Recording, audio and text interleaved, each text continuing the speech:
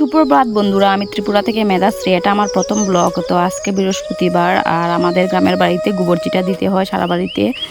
তারপর গোবর চিটা শেষ করে দেখি শাশুড়ি মা উঠে পড়েছেন। অন্যদিন উনিও আগে উঠে যান, আমরা যখনই যে আগে উঠি, যেদিন আমরা গোবর চিটা দিয়ে দিই। তো আজকে আমি আগে উঠেছি, তাই আজকে আমি দিয়েছি। আর এখন ঝাড়ু দিতে শুরু করলাম। আর এদিকে আমার বর্মশাই রাবার বাগানে চলে যাচ্ছেন। উনি 4টার সময় চলে যান, আজকে একটু লেট হয়ে গেছে, এখন বাজে ভোর 5টা।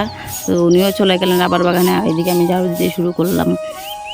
তারপর ঝাড়ু টাড়ু দিয়া চুল্লা গেলাম এক ডেরি বাসন ধুই আইয়া দেখি রান্না করে শাশুড়ি মা টুকিটাকি কিছু কাজ করা। তারপরে আমি রান্নাঘরের সেচ গছ মুছাত লাগিয়েছি, কারণ বৃহস্পতিবার আমাদের গ্রামের বাড়িতে তো লেফাফুচা করতে হইবে। আর এটা হইলো আমার রান্নাঘর। আগে এই ঘরটাতেই আমি থাকতাম। আর নিজের পছন্দের ছেলের বিয়া করছিলাম বললা এই অনেক অনেক কিছু কইছিল যে সারা জীবন এই মাটির ঘরটাতেই কাটাইতে হইব, কারণ আগে আমার বাড়িতে পাকা ঘর ছিল না। এখন যে পিছনে ঘরটা দেখতেছো, এটা মাত্র 1-2 বছর হয়েছে, নতুন উঠানি হয়েছে। আর এর আগে 4টা বছর ওই মাটির ঘরটাতে আমি আছিলাম। আর এখন দেখো আই পড়ছি আমার নতুন ঘরে, যেটাতে আমি থাকি আর কি। কাজ করা লাগে, কালকে অনেক বৃষ্টি হয়েছে। আর এদিকে দেখো এই গজ যে আছে এটিতে ধুলা ময়লা অনেকটা উঠে গেছে। আর এখন আমি এটি পরিষ্কার করবো।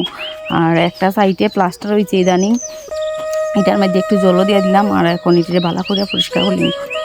আমার সময় খারাপ আসলো তখন অনেক কিছু হয়েছে, যদি এখনও আমার সময়টা তেমন ভালো না, কিন্তু আগের থেকে অনেকটা বেটার আছে। কিন্তু অনেকের অনেক কথা আমার অন্তরে একদম গাইতে রয়েছে। তো তার মধ্যে একটা পার্সেল আইছে মিশোর থেকে আমার, যে আমার বড়মশাই আমার না জানাইয়া আইনা দিয়েছিল। এটা অনেকদিন আগে আমি পছন্দ করে রাখছিলাম মিশোতে। সুখে থাকতে হইলে অনেক টাকা পয়সার দরকার হয় না, অনেক।